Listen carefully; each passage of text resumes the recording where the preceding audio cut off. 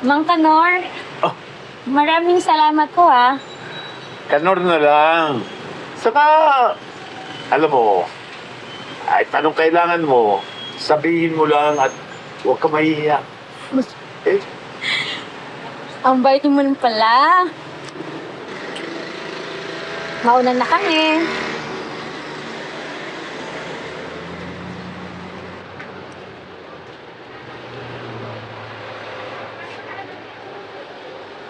Bobos? Oh. Jackpot ka din kay Sandra. Unahan mo ako dun, boss. Takalal ko ng type yun eh.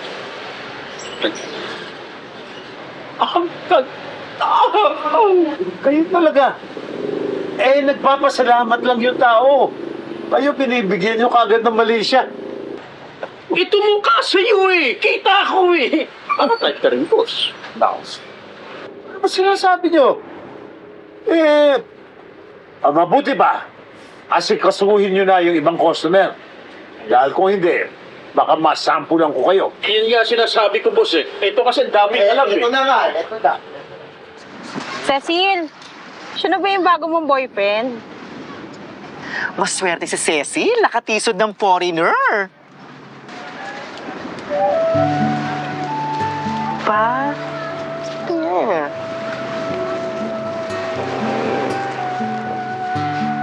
Alam ko medyo loser ang dating, pero gusto ko yung first time ko special. Hindi ako espesyal? Hindi, ang ibig kong sabihin, yung una ko, mahal ko talaga.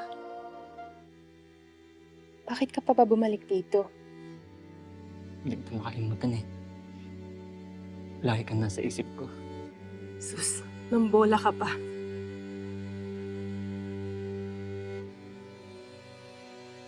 Lena, pwede bang manligaw sa'yo?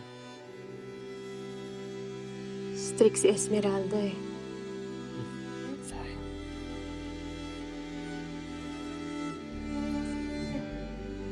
I-enjoy na lang natin tong gabing to. Tignan mo, ilang araw pa lang siya sa atin pero napakalaki na improvement. Yeah, and I guess he's young. 20s? 20s na siya? And Maybe. Hindi ko na nga maalala kailan natin huling ginawa to eh. Tapos ngayon, may bonus pa. May match tayo. you know what? I can promise you a perfect relationship. But I can promise you that as long as you're trying, I'll stay. I won't leave you. Yun ang pinagkaiba namin ng tatay mo. Yun. Dahil ako, nag-iisa lang yung mahal ko. My one and only, si Dolores lang. In fairness, Spike, loyal talaga tong ninong mo. Sana, ganun kay Dan Kahelga. Sa ganda ba ng girlfriend mo, sigurado akong hindi katitingin sa iba.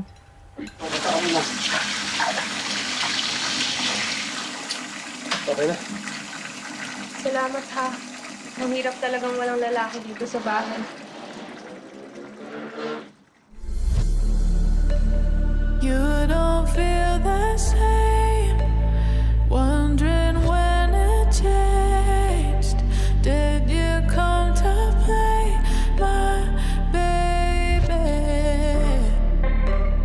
I'm running your race. Baka hinahanap ka na ng asawa mo.